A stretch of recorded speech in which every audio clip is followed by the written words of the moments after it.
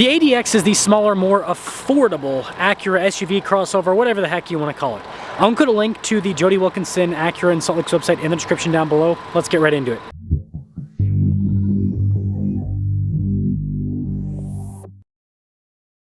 This is your last chance to enter into the Bronco Raptor and Mustang Dark Horse giveaway, so use code BHC or click the link in the description down below or in the pinned comment to get 4x bonus entries on any donation $25 or more.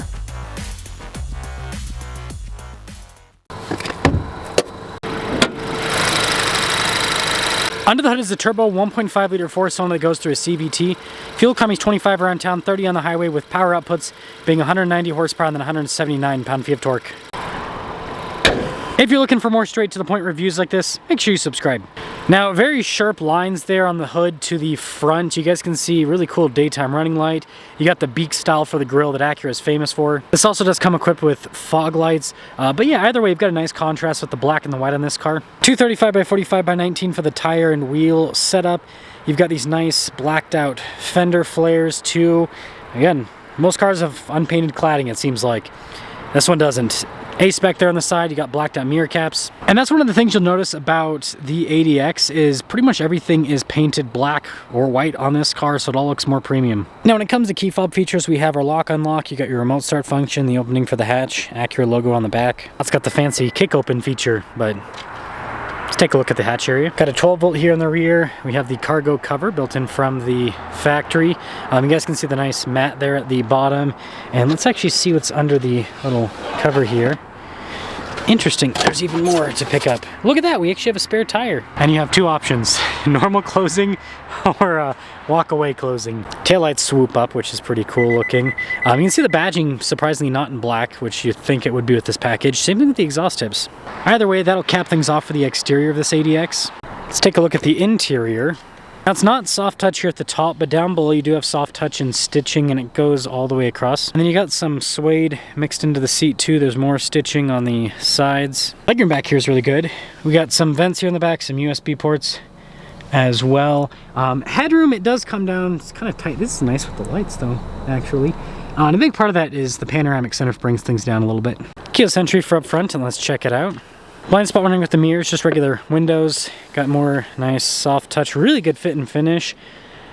All over window controls, this has the Bang & Olufsen sound system, memory seats, the mirrors, power fold in. The seats are perforated down the center, more of that red stitching. You've got power adjustments with lumbar support on the side. The front passenger seat's also power adjustable. Now take a look at the steering wheel, perforated on either side, red stitching in the center, heated steering wheel button. Really nice paddles, actually metallic feeling. Interesting.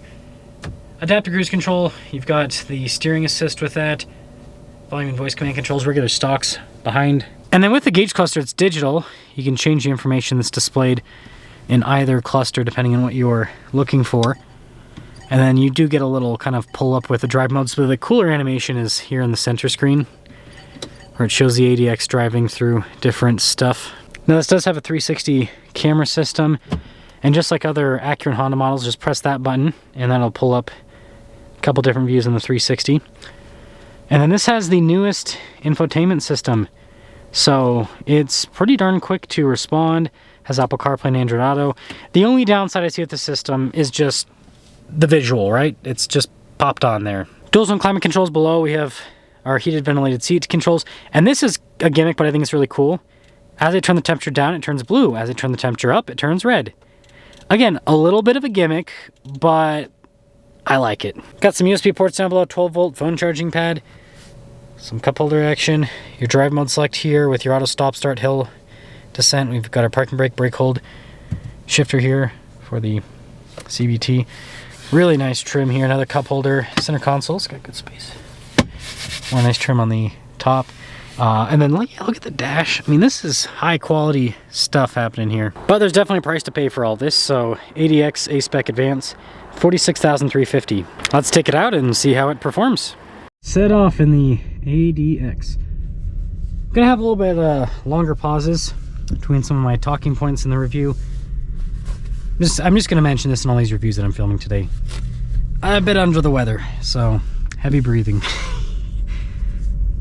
It happens, but gotta still work. Never taken it. I just don't take days off. I don't know what that is. Sounds like a scam, taking a day off. Now, 190 horsepower CVT. It's interesting. It's an interesting proposition. That is for sure. I love the visibility. Like, this is, even though this is a compact car, how they've kind of sculpted the whole, like, and hopefully the GoPro shows it decently well, how they've sculpted this whole kind of windshield front window situation. It feels very open, and they don't even have the sunroof open. I mean, it's pretty smooth. Again, you just have regular glass throughout, so it's not like super insulated with the glass, but I don't know. I think it gets the job done.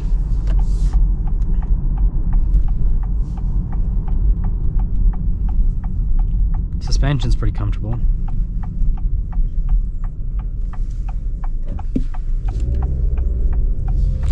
Yeah, it seems like it's got good low-end torque. You know, CVTs, like, what I always tell people on CVTs is you just got to go drive the cars now. 10 years ago, if a car had a CVT in it, I would not blame you if you just said, yep, not going to look at it, because there wasn't much to look at. CVTs back then weren't all that reliable on average, and the performance was pretty lackluster. But CVTs today, they're a lot better. They're a lot better. That being said, I do think this is the wrong powertrain for this car. And I'll get into that in just a moment. But we'll see. It's always an awkward turn.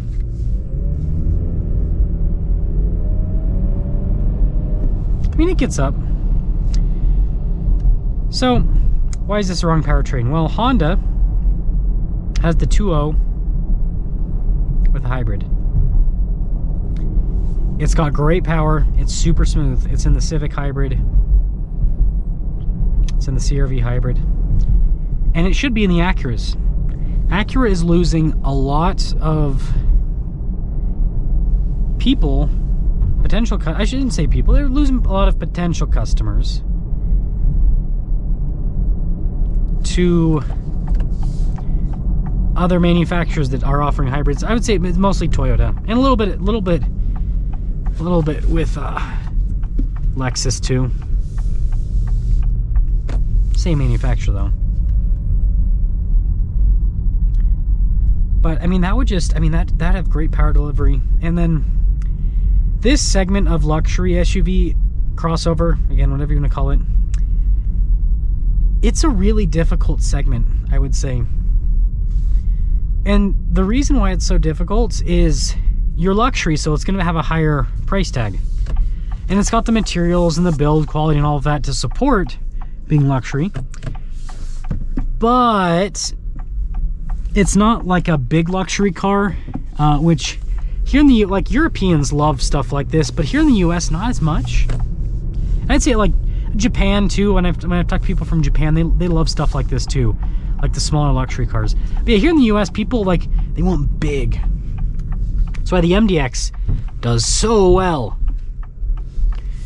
So what I'm getting at is, this is not going to be this might be cross-shopped with some other smaller luxury cars like the Lexus UX.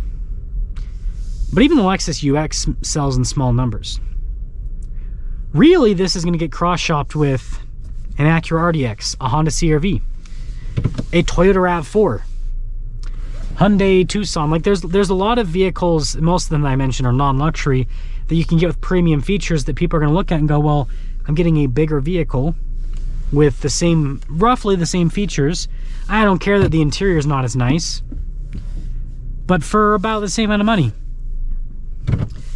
So I think the ADX is really cool. That's my two things. Is I think this segment it's really challenging for any automaker because of the price similarities to non-luxury cars that people are just going to go for because of what people are looking for at this price point. Like, it's crazy. It's like someone will be willing to spend $20,000 more on a big luxury car than a big non-luxury car.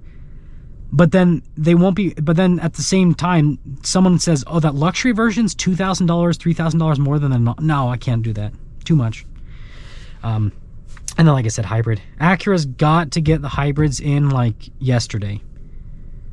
That is really the future for every single market right now in the US, every single car market.